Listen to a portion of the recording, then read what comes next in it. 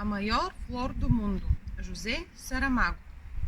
As histórias para crianças devem ser escritas com palavras muito simples, porque as crianças, sendo pequenas, sabem poucas palavras e não gostam de usá-las complicadas. Quem me dera saber escrever essas histórias, mas nunca fui capaz de aprender e tenho pena. Além de ser preciso saber escolher as palavras, faz falta um certo jeito de contar, uma maneira muito certa e muito explicada, uma paciência muito grande. E a mim falta-me pelo menos a paciência, do que peço desculpa. Se eu tivesse aquelas qualidades todas, poderia contar com pormenores uma linda história que um dia inventei, mas que, assim como a vou ler, é apenas o resumo de uma história que em 2 palavras se diz. Que me seja desculpada a vaidade, se eu até cheguei a pensar que a minha história seria a mais linda de todas as que se escreveram desde o tempo dos contos de fadas e princesas encantadas. Há quanto tempo isso vai? Na história que eu quis escrever, mas não escrevi, havia uma aldeia.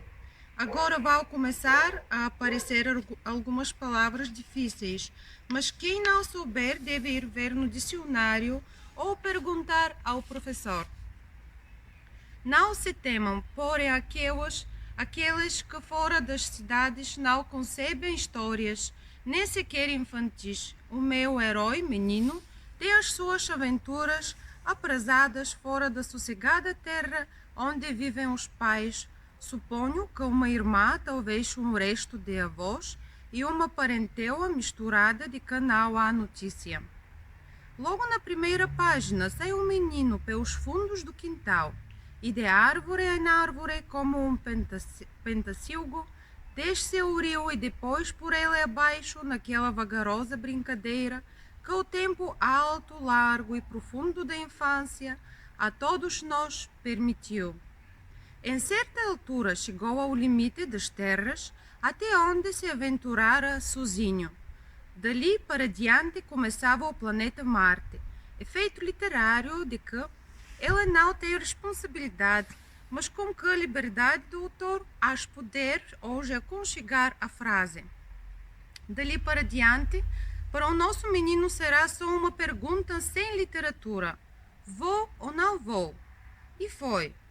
O rio fazia um desvio grande, afastava-se e de rio ele estava de lá um pouco farto, tanto que o via desde que nascera.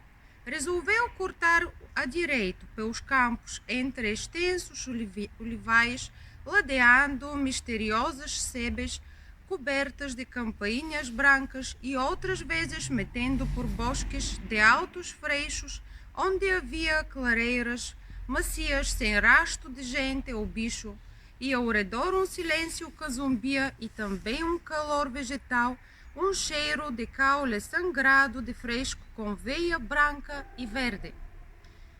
O que feliz ia o menino, andou, fora rareando as árvores, e agora havia uma charneca rasa de mato rau e seco, e no meio dela uma inóspita colina redonda como uma tigela voltada. Deu-se o menino o trabalho de subir à encosta, e quando chegou lá acima, que viu ele? Nem a sorte, nem a morte, nem as tábuas do destino. Era só uma flor, mas tão caída, tão murcha, que o menino se achegou de cansado. E como se este menino era especial de história, achou que tinha de salvar a flor. Mas que d'água! Ali no alto nem pinga, cá por baixo só no rio, e esse que longe estava, não importa. Desce o menino a montanha, atravessa o mundo todo, chega ao grande rio Nilo. Ao côncavo das mãos recolhe quanto de água lá cabia, voltou o mundo a atravessar, pela vertente se arrasta.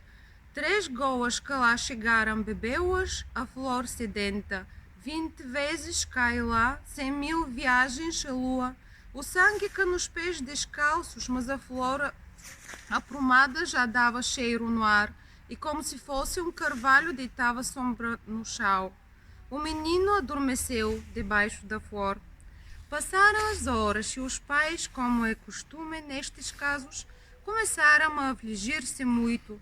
Saiu toda a família e mais vizinhos à busca do menino perdido e não o acharam. Correram tudo, já em lágrimas tantas, e era quase só o pôr quando levantaram os olhos e viram ao longe uma flor enorme que ninguém se lembrava que estivesse aí.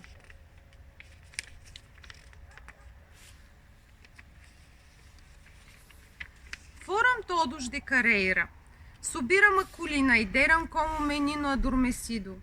Sobre ele, resguardando-o de fresco de tarde, estava uma grande pétala perfumada, com todas as cores do arco-íris. Este menino foi levado para casa, rodeado de todo o respeito, como obra de milagre. Quando depois passava pelas ruas, as pessoas diziam que ele saíra da aldeia para ir fazer uma coisa que era muito maior do que o seu tamanho e do que todos os tamanhos. E essa é a moral da história. Este era o conto que eu queria contar. Tenho muita pena de não saber escrever histórias para crianças, mas ao menos ficaram sabendo como a história seria e poderão contá-la de outra maneira, com palavras mais simples do que as minhas. E talvez mais tarde venham a saber escrever histórias para as crianças. Quem sabe se um dia virei a ler outra vez esta história, escrita por ti, que me lês, mas muito mais bonita.